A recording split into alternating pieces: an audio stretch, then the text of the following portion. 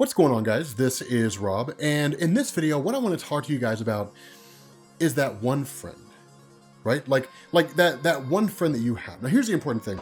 You'll hear a lot of people in this world say they have two best friends or three best friends or four best friends. That's never true. Like when you get down to the core of it, everybody always has that one best friend, like the friend they go to before all the friends. They might call like both friends or all three friends or somewhere online, but one of them will get called first. And the one who gets called first is the best friend. And everybody in this world needs that best friend, not so much because of what they can do for you, but because of what you can do for them. Because here's the important thing, guys. Helping people will make you a better person. And it's one of those things that seems to sort of get lost in the shuffle, right? Like people seem to view helping people as just a thing you do, right? Like, I throw money into the Salvation Army Santa Claus's, little can thing, because that's what you do. I help a person do this. Like mow some woman's grass because or some old lady's grass because that's what you do, And I think there's a lot more to it than that. There's a lot more to kindness and treating people well than the thing that you just do. I think it makes us better people. It makes your ability to empathize with others much stronger because, when it comes to empathy and sympathy, right? Like empathizing is the ability to understand where a person's coming from. Like sympathy is just feeling bad for them. So, I feel bad for you. People never usually want sympathy. People want empathy. They want you to understand them. They want you to feel their plight on some form or fashion. And I think that helping people does that. So this video was really brought on because I was sitting at home Friday. I was sitting home on Friday, and it was like Friday afternoon. And I hit up a buddy of mine, Daniel, and I said, hey man, like, what are you doing on Saturday? He's like, well, I'm running errands. So I was like, okay. If I fly in, because Los Angeles is a 2.5 hour flight, and it's a direct flight from Denver. So it's like a 2.5 hour flight from Denver. And I was like, hey man, if I fly in on Saturday, are you down to chill? And he was like, tomorrow? And I'm like, yeah, man, like, let's hang out. And he's like, yeah, sure, whatever. And so I flew into LA, landed at around 1 o'clock. He and I went to this really, really good steakhouse and got lunch out there. I got a ribeye sandwich, which it turns out is like an open face sandwich. Weirdest thing in the world. I asked the waitress, because I ordered a salad. I was like, do you guys have honey mustard? And she's like, yeah, we have honey mustard back there. So I was like, okay. I tweeted this shit out. She comes back with a bottle of Grey Poupon Dijon mustard. I'm like, okay. So in what universe would anybody believe that this is honey mustard? Like who could possibly, literally it says Grey Poupon Dijon mustard. There's the honey is written nowhere on that bottle. There's not a damn thing on that bottle that indicates honey mustard. So I was like, I looked at it for a second, and I looked at him, and I looked at it, and I was like, whatever, man. So I ate it like rabbit food. I was like, I'll eat a salad with no dressing, and this sucks, but I'll do it. And I was like, okay, whatever, man. I felt like Kali Muscle, just like eating a salad with no dressing. I was like, this sucks. How the hell does Kali Muscle do this? But nonetheless, so doing that whole thing, there was one point where these older gentlemen came in. And these older gentlemen are sitting at this table across from us. And I look over at them, and for an instant, one of them looks like Morgan Freeman. And I was like, okay, dude, how many of my fans do you think I can trick into believing that that's Morgan Freeman? And he's like, well, I mean, he kind of looks like him. And I'm like, I bet I could get a lot of them. So I was looking for somewhat of a candid picture. So I got a picture, posted on Twitter. No one believed it. There wasn't a soul on Twitter who believed that I saw Morgan Freeman in the restaurant I was eating at. They were like, just because a person's black doesn't mean they're Morgan Freeman, Rob. Not every black person looks like Morgan Freeman. And I was like, I mean, I kind of know that, but, yeah. I mean, the way he talked, he kind of sounded, but the more he talked, the more he obviously wasn't Morgan Freeman. But nonetheless, so we end up leaving the steakhouse, and then we go to this place called the Big Chill, this ice cream place called the Big Chill. Get some ice cream, and then we're like, let's go to Santa Monica. So we go to Santa Monica Pier, right? Like Daniel works. Okay, so there's Daniel's office building right here. Then there's like 100 yards, and then Santa Monica Beach. And so it's just like, damn, like you literally work right here. Like he looks over the beach, and it's like, damn, dude, like what a sweet setup to have. He actually catches the train from where he lives, which is either in Burbank or Culver City, and then catches the train directly over to, no, he lives in LA proper. He lives in LA County, and he catches the train over to his job. But nonetheless, so we end up going to like this beautiful shopping center in Santa Monica.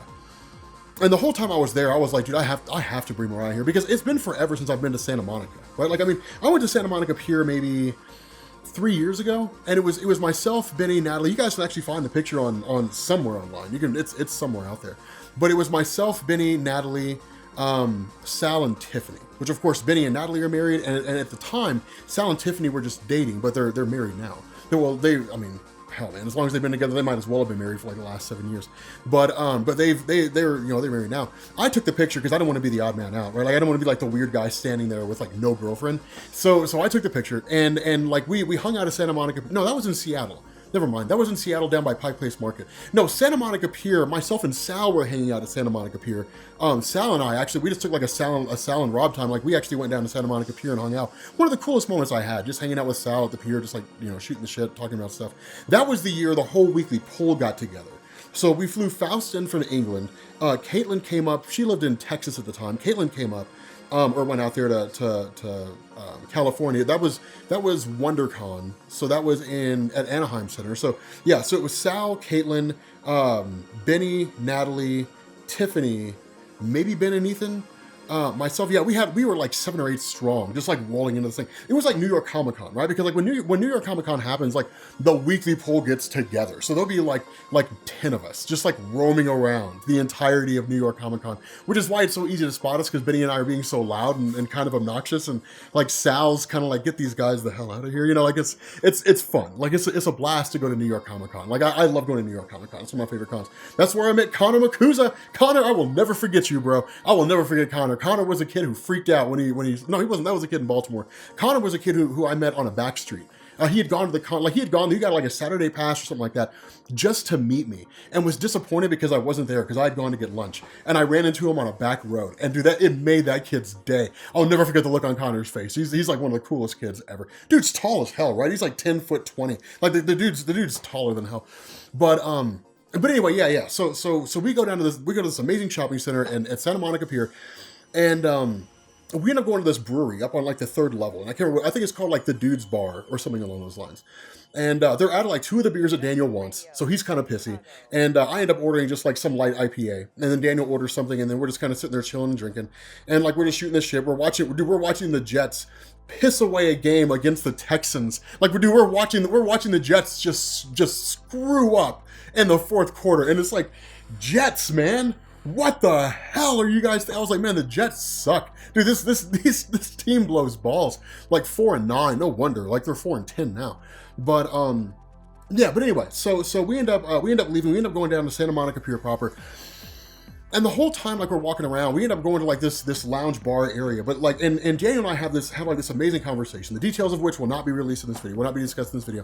But we have this amazing conversation, and like we finally get back to his place. We crash at this place. He's like, dude, you can take the bed. And I'm like, dude, I feel weird putting you out on your bed. And he's like, dude, it's cool, man. Guy's got a memory foam mattress, so he crashes on the couch. I crash on the bed, and that's the thing, right? Like, everybody needs that one friend. See, see, Daniel and I go way back. We go back 13 years, almost 15 years at this point.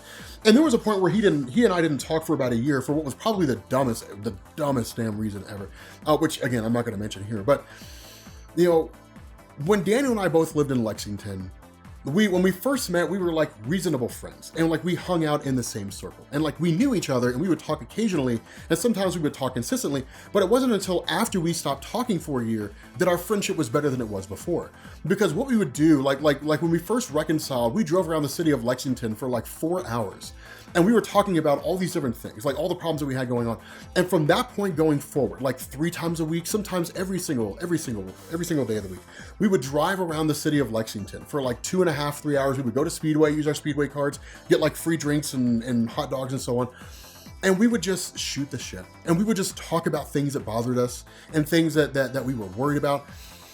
And in reality, like everybody needs that one friend, like that one friend that you have that you can tell anything to, right? Like, I mean, there's a person like your girlfriend, your wife, or your husband, or your boyfriend, or whatever, and that's the person that you always go to. But like, should they not be available, you go to your friend and you spend time with your friend, right? Like you go and you have to have that one friend. You have to have that one friend that you can talk to about anything, and that friend that can come to you about anything, that you can sit down and be honest and say, hey, look, you're kind of being an idiot. Like you need that friend, that you can literally just talk straight to, and they can talk straight to you. If you don't have that friend, go and find one. right? I mean, it's not something, it's not something you just do, right? Like, you don't form that kind of friendship over the course of like 6 months, right? I mean, that's not going to happen in 6 months, but find that one friend among your circle of friends that you can say anything to. It's important that everybody have that. It's important that everybody have that one definitive friend, because what happens if you start running into relationship problems? And what you need is someone to help you organize and marshal your thoughts. And so then you can go to that person that you're dating or that person you're married to and say, we need to talk about things. What happens if you have like family struggles and you've got family issues that you're dealing with, and you need to be able to marshal your thoughts and clear your thoughts? And then you can go to your family and start addressing those issues. Have that one friend. What if your friend has relationship problems and they need someone to be able to marshal their thoughts? What if they have family issues and they need someone to marshal their thoughts? You need to be that friend for them so they can help, so you can help them marshal their thoughts, get it together and say, hey, look, here's how I see things. Now tell me how you see things, and kind of organize and structure everything into a reasonable understanding of how it all works, and then throw it back at them so that they can go forward with that ideology. You have to have, like, you really, everybody needs that one friend, guys. Everybody needs that one friend. And so if you don't have that friend, go find that friend.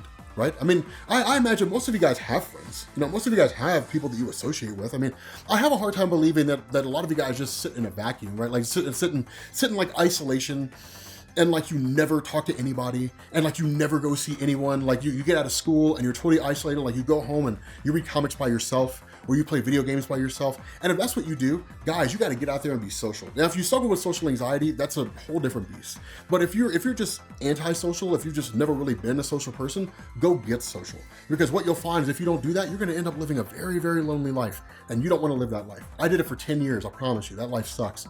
You do not want to live that life.